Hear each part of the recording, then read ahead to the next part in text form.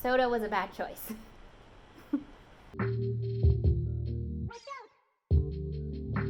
Hello party people, and welcome to my channel. My name is Shannon and I am super excited to be posting my very first video.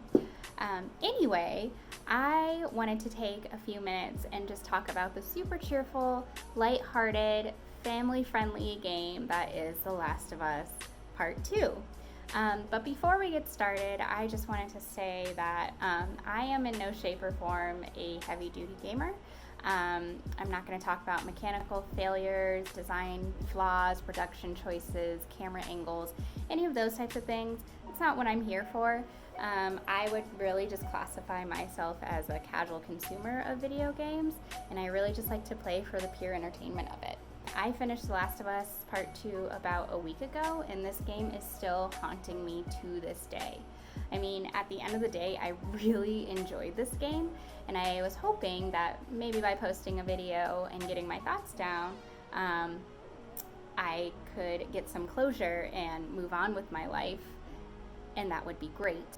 So let's get started. We're gonna get into spoilers here for Last of Us and The Last of Us Part 2, so please consider this your warning. The Last of Us Part 2 is a follow-up to the zombie post-apocalyptic smash hit The Last of Us, released on the PlayStation 3 in 2013. In The Last of Us, you play as Joel, an ex-smuggler fighting his way across zombie-driven America to reunite preteen Ellie to her rebel group, the Fireflies. Joel, throughout the game, grapples with the loss of his daughter some 20-odd years prior to the main events of the game. Ultimately, he develops a father-daughter relationship with Ellie through their travels. Ellie, on the other hand, is immune from the zombies and in return can potentially create a vaccine that would save humanity. It's ultimately up to Joel to get Ellie to the Fireflies to create a vaccine, but in doing so would end Ellie's life. Spoilers here, guys. Joel decides to save Ellie and ruin humanity. In Part 2, we're now working through the consequences of Joel's decision at the end of The Last of Us. Ellie is struggling with survivor's guilt because she knows something is up with Joel and later finds out he did lie to her about the events at the hospital. On the other end, we're not just diving more into that relationship, but the other effects his decision had and the other people it's impacted. That leads us to Abby. Abby is the daughter of the doctor Joel kills to save Ellie's life. That moment sends Abby on a revenge trail to find and ultimately kill Joel, which sends the rest of the story into motion, as Ellie now feels the need to avenge Joel and kill Abby. Now, before we dive much deeper, let me just preference by saying that I played The Last of Us and The Last of Us Part 2 back to back. Like, I slammed through The Last of Us as quickly as possible with the full intention of getting to The Last of Us Part 2. And the reason I say that is because I think it might have played a part in my feelings on some of the things in The Last of Us Part 2. Let's start off with gameplay. First and foremost, this is very much a stealth game. Like, if I wanted to introduce stealth to a newbie to video gaming, I would give them this game, put it on very light, and say, have at it. Some people love stealth games. I'm not one of these people. Now, I know what some of you may be thinking. Shannon, you played The Last of Us. Why would you play The Last of Us Part 2 if you have an issue with the main mechanic of the game? Well, let me just say that I am motivated by the story when it comes to gameplay. So from what I had heard about the story of this game, it just felt like I needed to bite my tongue, sit on my couch, and just move forward. See, gaming for me, and like many of us, is an escape from my day-to-day life. In my normal life, I avoid conflict like it's nobody's business. But when I'm playing video games, I attack conflict head-on like it's a mound of chocolate-filled cupcakes or an 8-week-old puppy. You know what I'm talking about. For me, stealth playing is just a little bit too slow. To a point, I kind of understand the developer's choice on stealth mechanics because there's a crap ton of stuff going on in this game, and I can see wanting to give the player a chance to slow down. My brain, on the other hand, really wants to keep that momentum going. So by playing in stealth, looting, or building, that really took me out of the moment at times. You already have these pauses and numerous cutscenes that, if I'm being completely honest, are some of the highest highlights of this game. Ellie as a character is also not the heaviest or most skillfully trained in combat, so I see how stealth might suit her better than, say, Geralt of Rivia taking on a pack of drowners. Moving on to another issue I had was the amount of looting. Holy cannoli, I have never had such a frustrating time with a lack of resources in a video game, and that was playing on light. Look, I completely understand this choice, and to be completely honest, it really forced me to change the way I would normally play or even prefer to play the game. There were times when I would become so frustrated by a lack of ammo or even a melee weapon, if you're Abby, that I'd walk away, scream into a pillow, and come back once I've collected myself. One of my favorite lines that will forever stick with me was my boyfriend telling me the game is forcing me to play in a different way. It didn't help the situation much because I had already given Naughty Dog my $60, so let me play how I want to play, thank you. Side note, one thing that really stuck with me and still bothers me to this day is when you kill an enemy and they were just shooting at you and you go to loot their corpse and they don't have any more ammo. Like, there would be times where I would kill somebody before they even had a chance to shoot at me and they still didn't have ammo to loot. Not okay. You know what I didn't have a hard time finding? Bottles and bricks. Part of me didn't find it so hard to believe that bottles would be so easily accessible given the current situation we live in. I'm just saying, prior to 2020, I rarely had beer or wine in my refrigerator, and now I essentially have a mini bar open for business in my kitchen. We all have to do what we need to do to get through these times. Lastly, this game is a little bit long. To put it lightly, this game is an emotional marathon. About halfway through the game, the developers make a choice that really flips the game on its head in the height of its climax. At that point, I was already pretty emotionally drained and ready to finish up. When I learned that I was only at the halfway point, to put it lightly, I made this face. On top of that, there's kind of a false ending. The last 3 or 4 hours could have easily been cut and felt incredibly unnecessary. Like, I get it, revenge is bad and brings no closure. I think the general layout of the game was fine for the first 10 hours or so, but it's so heavily packed with highs and lows that by the time you reach the halfway point, you're just plain tired. It was kind of sad going into the second half of the game, just emotionally exhausted, because for me, that's where the game really picks up and wants to push the player for its whole reasoning of existence and purpose. Alrighty, so gameplay aside, let's get into the story of the game. And for my folks in the back, spoilers. Now, it only seems fair to state that I went into this game with absolutely no sympathy or attachment to Joel. I'm sorry, but I think Joel is a terrible human being. Like, humanity is essentially over now because Joel decided to keep Ellie alive instead of making a cure. It's just something I can't look past. To Ellie, her life now has no meaning. Granted, this is before Revenge-a-Palooza, but we'll get there. Now, did Abby need to go, I'll be a chick's kiddo on Joel? No, what's done is done, and at some point I imagine both Abby and Ellie would be tired of the revenge train and just let things be. Killing Joel doesn't bring back Abby's dad, and killing Abby doesn't bring back Joel. I get it. That's the whole point of the game. That might be why I was grappling so much with the story of this game, because to me, I just couldn't justify Abby or Ellie's thirst for revenge. Like, throughout the game, I would constantly be asking myself, like, really? Like, why are we still doing this?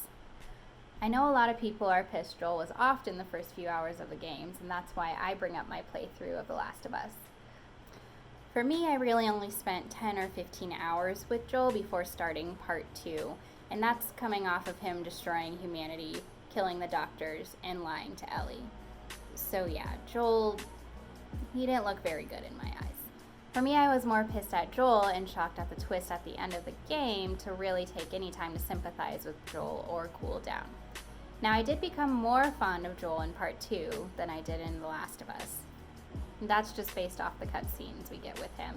And it felt like his character as a whole got so much more depth that it allowed him to be more likable. Or rather, I liked him more.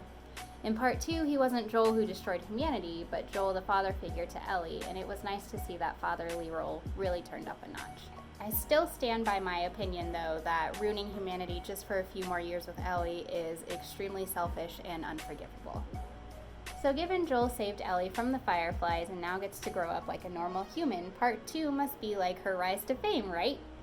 Nope.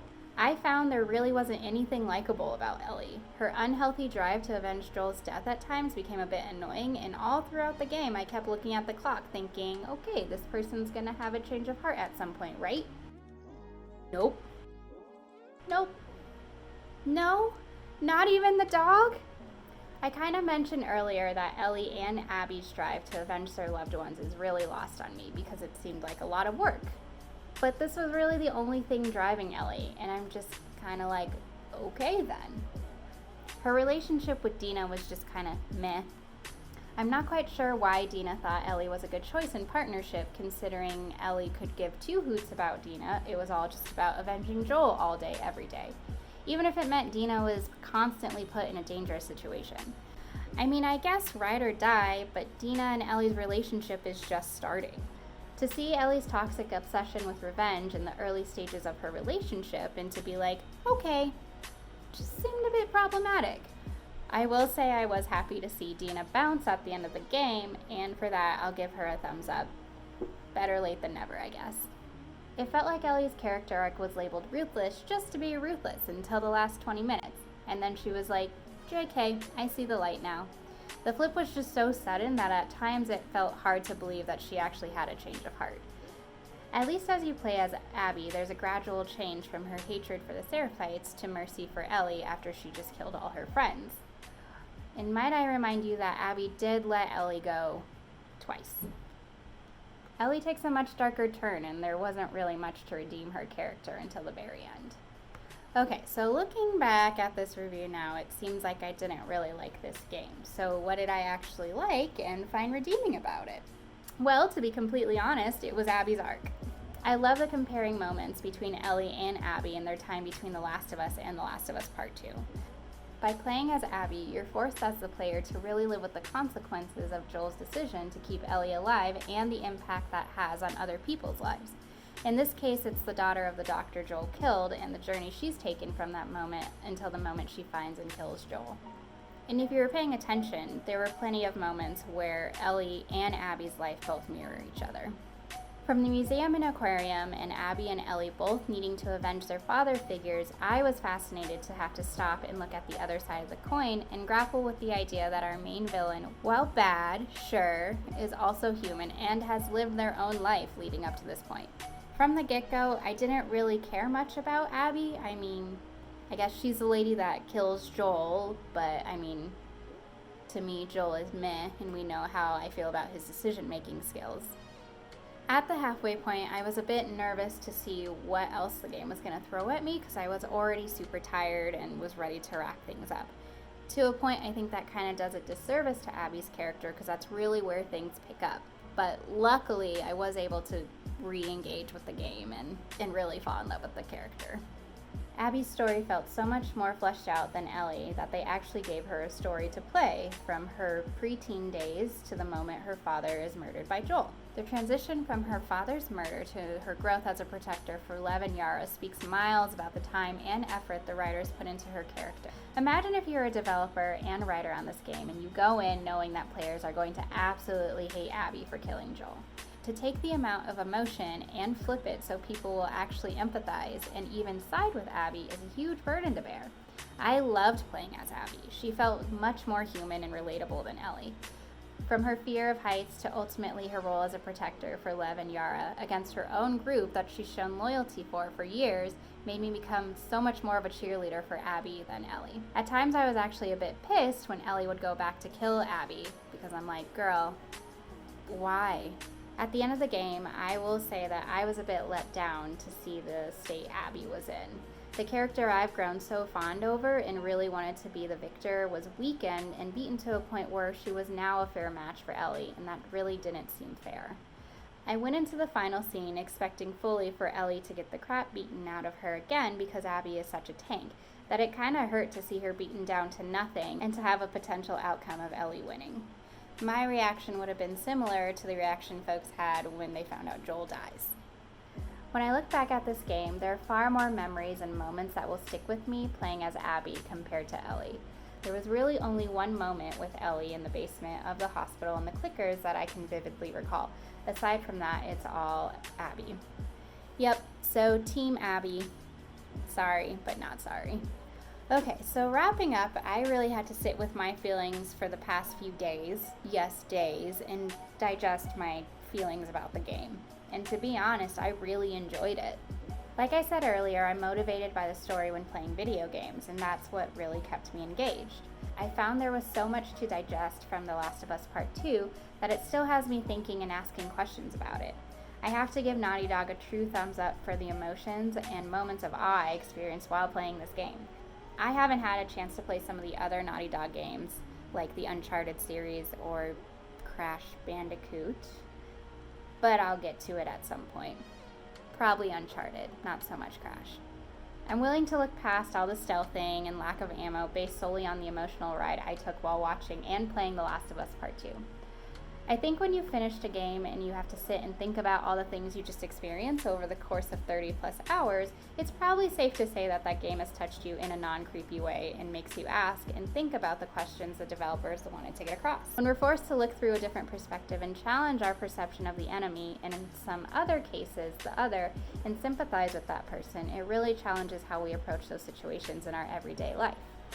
It's an interesting exercise to propose in our everyday entertainment. Given its ups and downs, I think The Last of Us Part 2 will really stick with folks for a while. And for that, I'll give it a 7 out of 10. If you guys made it this far, thank you so much for sticking through while I just casually spew my thoughts about The Last of Us Part 2. Be sure to share your comments about The Last of Us Part 2 and maybe even some games that I should check out in the future. If you like this content, I'm hoping to get more out soon. Be sure to hit the subscribe button. We can just keep this conversation going. I'm in the midst of God of War right now. Hooray for my first video, and I'll see you guys next time.